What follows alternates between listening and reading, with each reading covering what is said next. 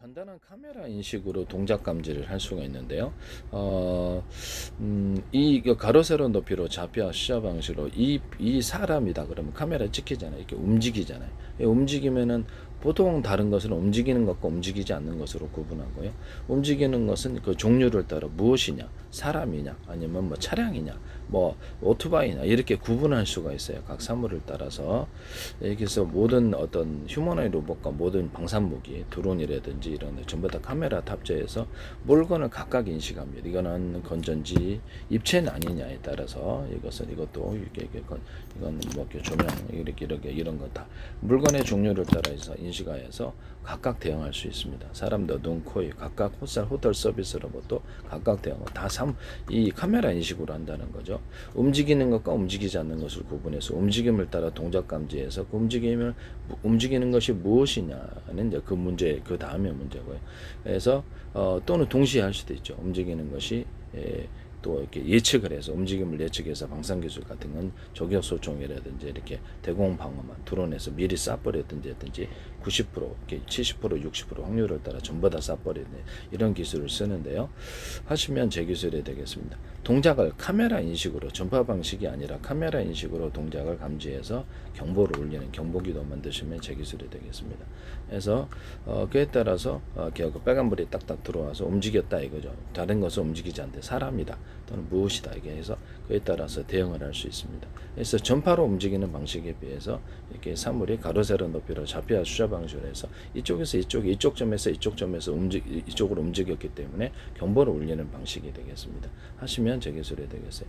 화재 인식도 이렇게 화재가 이렇게 일어난다. 그럼 그런 장면에 대해서도 미리 그런 장면에 대해서 그 카메라 인식으로 경보를 내릴 수 있다고 제가 말씀을 드렸었는데요. 하시면 제 기술이 되겠습니다. 왜냐면 그 다음에 집안에 뭐 어떤 전기라든지 스파크라는 화재가 일어날 때 열 감지를 해가지고 경보를 울리는. 그래서 보통때의 열과 그렇지 않을 때 열, 비정상태 열을 감지해서 경보를 울리는 기술도 있을 수가 있다. 이것도 매우 중요한 화재 감지기가 되겠습니다. 이런 방식도 있을 수 있다라는 것이죠.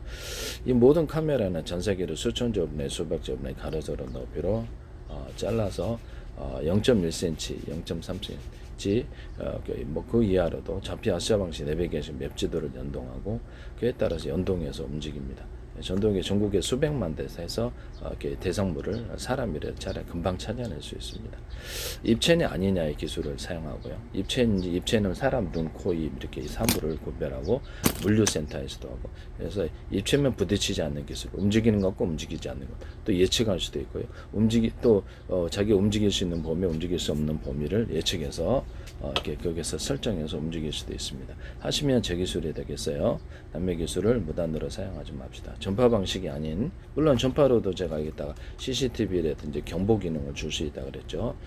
군에 같은 데는 드론 같은 데는 하나는 무기 탐지, 하나는 이렇게 사람 탐지 이렇게 간다고 하나는 금속 탐지, 사람 탐지. 그다음 드론 같은 데도 일반 카메라, 열화상 카메라를 탑재해서 전파로 경보하고 휴전선 부대 뭐 이런 게 그래서 전파로서 이렇게 숨어 있는 적들도 다 찾아낸다는 거죠. 그렇게 해서 거기다가 이렇게 어디냐를 따라서 거기를 갖다 조명을 밝혀 이제 쏴버린다든 이런 기술을 쓸 수 있습니다. 일반 CCTV에도 이렇게 경보 기능을 전파로 주시면 제 기술입니다. 그 중에 경보 기능이 하나의 이 점에서 이 점으로 가로 세로 높이로 좌표 수저 방식으로 해서 이 점에서 이 점으로 움직였다. 그럼 움직이는 것을 따라서 경보할 수도 있다. 보통 때는 아무도 침입을 하지 말아야 돼. 움직이는 것이 있으면 그것이 이제 무엇이냐는 이제 그 다음에 문제거나 동시에 인식을 하거나 그에 따라서 할 수 있다라는 것이죠. 사람의 눈, 코, 입 이런 것들도 다 인식을 하고 그에 따라서 각각 호텔 서비스로 것이 각각 대응을 하거나 또는 과거에 그 사람에게 기억했던 것을 어떻게 장면을 떠올리거나 또는 외부 클라우드를 통해서 떠올려주거나 대응 방식을 결정할 수 있습니다. 물류센터에서는 이것이 무엇인가 이것을 이해를 하고 각각 대응을 할 수 있어요. 이것이 무엇인가를 알고 편의점, 마트 이런 데서 각각 계산을 해주거나 이런 기술을 쓸 수 있습니다. 입체냐 아니냐 움직이는 것과 움직이지 않는 내가 움직일 수 있는 범위와 움직일 수 없는 범위를 결정합니다. 드론에다가 물줄기를 달아가지고 빌딩을 촬영하고 가로세로 높여 제가 움직일 수 있는 범위와 움직일 수 없는 범위를 결정하고 해당되는 것을 몇 군데만 청소하고 내려올 수도 있고 소방도 할 수 있습니다. MBC 뉴스도 어떤 업체가 하시던데 제 방송의 특성상 제 거 쓰지 마세요.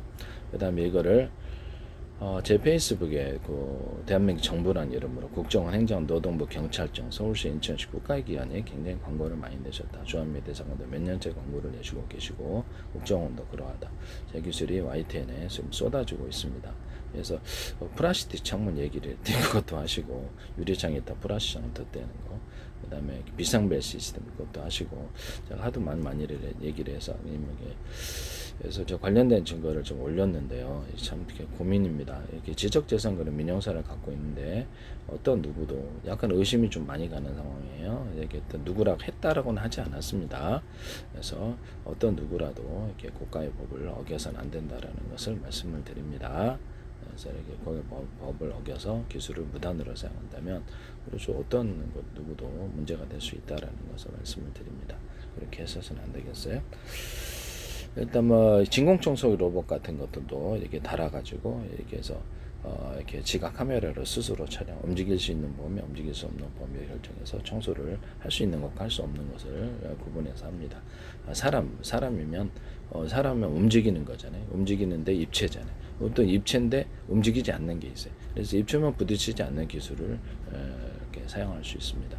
이렇게 회피해서 자폐화 수자 방식으로 지가 회피해서 진공청소기가 지 움직임도 자폐화 수자 방식으로 한다는 거죠.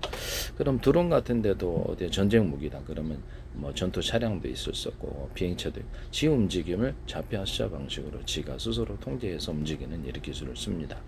그래서 자기 몸도 가로 세로 높이로 자폐화 수 휴머노이드 로봇이다. 그 자기 몸의 자세도 자폐화 수자 방식으로 합니다. 배터리 같은 것이 있다 그러면 배터리 여기 10 주고 전기 여기 20 주고 왼쪽 다리 30 주고 오른쪽 다리 40 줄 수 있다. 각각 부위별로 틀리게 이렇게 어떤 동작 특정 동작 어떤 특정 무게를 여기 들었다. 왼쪽에 들었잖아요. 그럼 왼쪽에 들었을 때 이 정도 힘을 왼쪽에 주고 왼쪽에 두는 오른쪽에 주면 이상한 거잖아요. 왼쪽에 어느 정도 힘을 줘야 돼. 물건을 기억해서 자동 프로그램으로 들어가서 오른쪽이 얼마, 이쪽이 얼마 틀린 힘을 준다는 거죠. 휴머노이드 로봇 같은데 비행체 자세제어, 로봇의 자세제어 생각하는데 자동 프로그램을 넘겨서 그 다음 의사결정을 빨리 해서 전기량을 빨리 결정해서 내보내준다는 것이다. 이런 기술은 CPU 규조, 전자 회로기판에서조차도 쓰시면 제 기술이 되겠습니다.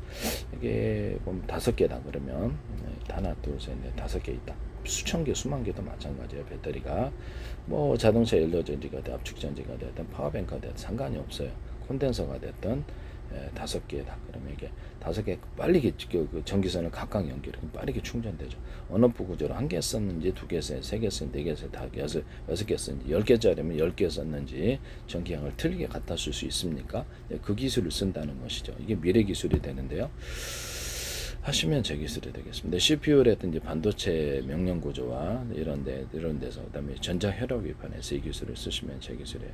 파워뱅크 같은 데서 이렇게 5개 있다, 10개 있다 그러면 이것도 동일한 1개에서 갖다 서 2개에서 3개에서 갖다 서 이렇게 언어프식으로 해가지고 12.5V, 30V, 60V, 110V, 220, 380 자유자재로 감압과 중압을 가져올 수 있습니다.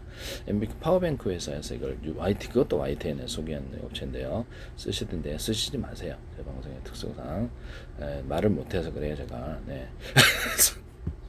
네, 쓰시지 마세요. 네, 전자기 이거 엄청난 비싼 기술일 수도 있다라는 모든 전자혈액 위판에 반도체 명령 구조에 앞으로 이게 안 들어갈 게 없다라는 거죠. 저한테 돈을 다 내셔야 하는 부분인데요. 그걸 멋대로 사용하셔서는 안 되겠습니다.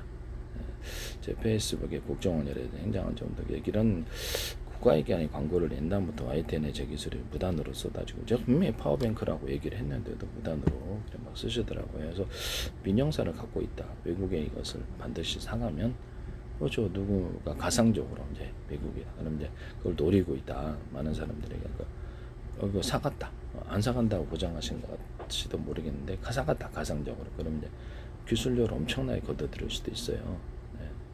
이런 부분을 무단으로 사용하신 부분에 대해서 하시지 마시라고 제가 말씀을 드립니다. 제가 말을 못해서 그래요. 네. 저는 뭐 딱히 이상한 소리 한 적이 없습니다. 네.